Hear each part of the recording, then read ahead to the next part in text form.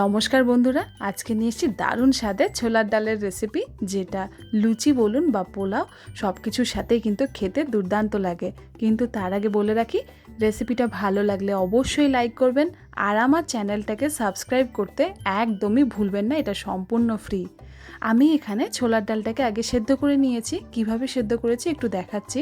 দেখুন, আমি এখানে ছোলার ডালটাকে এমনভাবে সেদ্ধ করেছি যেন এটা গোটাই থাকে, আবার হাত দিয়ে টিপলে কিন্তু এটা ভেঙেও যাচ্ছে। এমনভাবেই সেদ্ধ করতে হবে যেন খুব বেশি নরমও না হয়, যেন গলে না যায়, আবার একটু গোটা গোটাও থাকে। অবশ্যই ছোলার ডাল সেদ্ধ হওয়াটা ছোলার ডালের কোয়ালিটির উপরেই নির্ভর করে। সাধারণত 5 থেকে 6টা সিটি দিলেই কিন্তু ছোলার ডাল সেদ্ধ হয়ে যায় ভালো মতো। গোটা মশলা বা ফোড়নের মধ্যে কি কি নিয়েছি দেখাচ্ছি। আমি এখানে একটা তেজপাতা নিয়েছি, একটা শুকনো লঙ্কা, গোটা মৌরি নিয়েছি হাফ টিস্পুন, 2টো এলাচ নিয়েছি, একটা দারচিনি, আর তার সাথে আদা বাটা নিয়েছি 1 টেবিল স্পুন। আমি এখানে কিশমিশ একটু ভিজিয়ে রেখেছিলাম, সেটা দেখাচ্ছি। এখানে 10 থেকে 12টা মতন কিশমিশ আমি ভিজিয়ে নরম করে নিয়েছিলাম। কড়াই গরম হতে দিয়েছিলাম, এর মধ্যে আমি সাদা তেল দিয়ে দিলাম 2 টেবিল চামচ। এর মধ্যে আমি পুরো রান্নাটা করব। এবার তেলটা একটু গরম হতে এর মধ্যে আমি ফোড়নগুলো এক এক করে দিয়ে দিচ্ছি। শুকনো লঙ্কা ফোড়ন দিলাম, তার সাথে তেজপাতা দিয়ে দিলাম। এবার আমি এখানে মৌরিটা দিয়ে দিলাম। ফোড়নটা আমি একটু কম আঁচে ভেজে নিচ্ছি। এবার এর মধ্যে আমি 2টো দারচিনি, 2টো এলাচ দিয়ে দিলাম। ফোড়নগুলো একটু ভাজা ভাজা হতে এর মধ্যে আমি আদাটাও দিয়ে দিলাম। আদাটা দেওয়ার পরে কিন্তু আঁচ খুব বাড়াবেন না, তাহলে আদা পুড়ে যাবে, আর আদা পুড়ে গেলে কিন্তু নাড়তে খুব অসুবিধা হবে। এবার আমি এখানে একটা মশলার পেস্ট তৈরি করে নিচ্ছি। আমি এখানে হলুদ দিলাম 1 টেবিল চামচ, ধনে গুঁড়ো দিলাম 2 টেবিল চামচ, জিরা পাউডার দিলাম 1 টেবিল চামচ, তার সাথে সাথে কাশ্মীরি রেড চিলি পাউডার দিলাম হাফ টিস্পুন। এগুলো দিয়ে আমি একটু জল দিয়ে এখানে ভালো করে মিলিয়ে একটা পেস্ট তৈরি করে নিচ্ছি। এই মিক্সচারটা আমি গোটা মশলা এখানে ব্যবহার করছি না ডালটার মধ্যে, আমি এখানে মশলাগুলোকে আগে জলে গুলে তারপরে ব্যবহার করছি।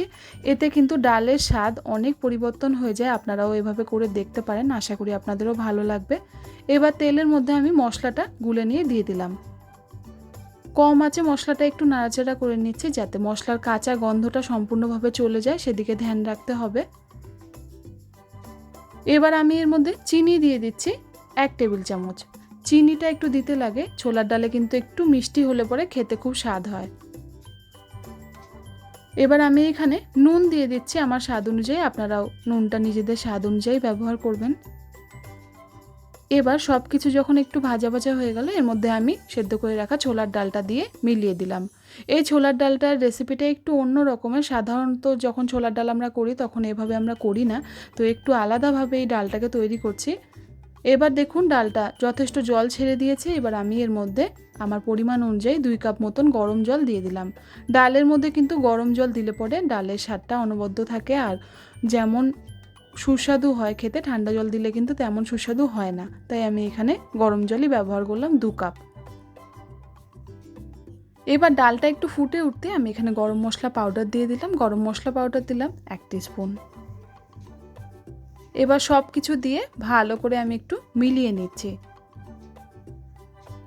ডালটা ফুটে উঠতে এর মধ্যে আমি ঘি দিয়ে দিলাম 1 টেবিল চামচ।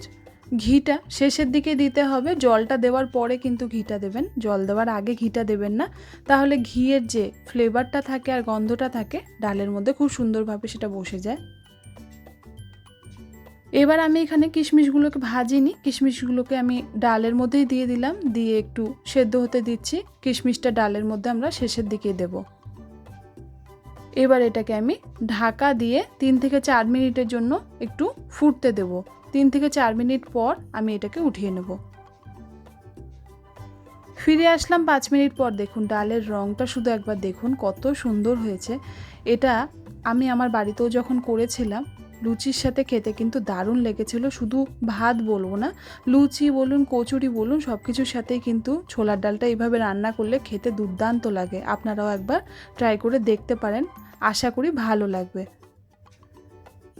ভালো লাগলে পরে রেসিপিটাকে লাইক করতে ভুলবেন না, আর আমার চ্যানেলটাকে সাবস্ক্রাইব করতে একদমই ভুলবেন না।